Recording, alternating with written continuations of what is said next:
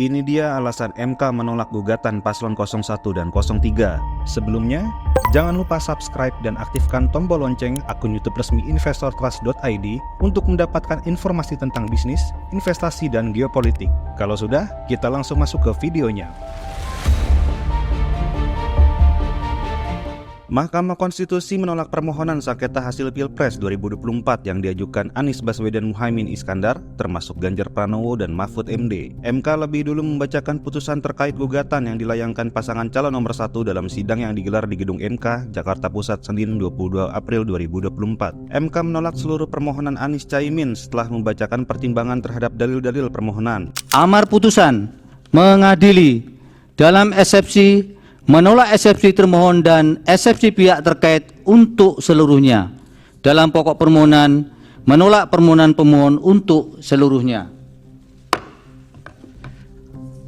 MK menilai permohonan Anies dan Muhaimin secara keseluruhan tidak beralasan hukum. Hal ini disampaikan oleh Ketua MK Soehartoyo saat membacakan putusan hasil sidang sengketa Pilpres 2024. Salah satu dalil permohonan Anies Muhaimin yang ditolak MK adalah keterlibatan sejumlah menteri dan pejabat negara dalam memenangkan pasangan calon presiden nomor urut 02 Prabowo Gibran. Hakim Konstitusi Arsul Sani mengatakan dalil tersebut tidak beralasan karena tidak ada bukti kuat atas tudingan tersebut. Dalam pelaksanaan sidang gugatan, kubu Amin hanya melampirkan bukti berupa berita dan video yang berasal dari sosial media. Bukti tersebut tidak diperkuat dengan adanya saksi maupun ahli yang menguatkan dalil tersebut. Apalagi substansi pemberitaan tersebut tidak menunjukkan secara spesifik bagaimana, kapan, di mana, dan kepada siapa ketidaknetralan dilakukan. Selain itu, MK memandang ketiadaan bukti berupa laporan dugaan pelanggaran pemilu kepada Bawaslu menunjukkan kubu Amin telah melepas haknya untuk melaporkan dugaan pelanggaran pemilu sesuai tahap. Dalam sidang ini terdapat 3 hakim konstitusi yang menyatakan dissenting opinion atau berbeda pendapat. Mereka adalah Saldi Isra,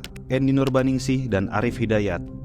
Setelah itu, sidang bacaan putusan untuk gugatan Ganjar Mahfud dimulai pada pukul 14.55 waktu Indonesia Barat. Isi pertimbangan dianggap dibacakan karena memiliki banyak kesamaan dengan pertimbangan sidang putusan Anies Muhaimin yang ditolak MK beberapa saat sebelumnya. Ketua Tim Hukum Ganjar Mahfud, Todong Mulya Lubis, sempat meminta agar bagian yang berbeda tetap dibacakan, termasuk pendapat yang berbeda. Soehartoyo hanya membacakan jawaban MK atas beberapa dalil yang berbeda dengan Anies Muhaimin yang pada intinya semuanya tidak beralasan menurut hukum. Soehartoyo juga mengatakan bahwa hakim yang dissenting opinion masih sama dengan sebelumnya, yaitu Saldi Isra, Endi Nurbaningsih, dan Arif Hidayat. Dalam gugatannya di MK, Anies Muhaimin dan Ganjar Mahfud sama-sama menginginkan adanya pemungutan ulang dan diskualifikasi. Berbeda dengan Ganjar Mahfud, kubu Anies Muhaimin memasukkan petitum alternatif, yaitu diskualifikasi hanya untuk Gibran. Gibran dianggap tidak memenuhi syarat administrasi karena KPU memproses Gibran menggunakan peraturan KPU nomor 19 tahun 2023. Dalam PKPU, syarat usia minimal masih menggunakan aturan lama sebelum putusan MK yakni 40 tahun. Di samping itu, Anies Muhaimin dan Ganjar Mahfud juga mendalilkan adanya pelanggaran yang terstruktur, sistematis, dan masif, juga terlanggarnya asas-asas pemilu di dalam UUD 1945 berkaitan dengan nepotisme presiden dan pengerahan sumber daya negara untuk membantu mendongkrak calon presiden 02.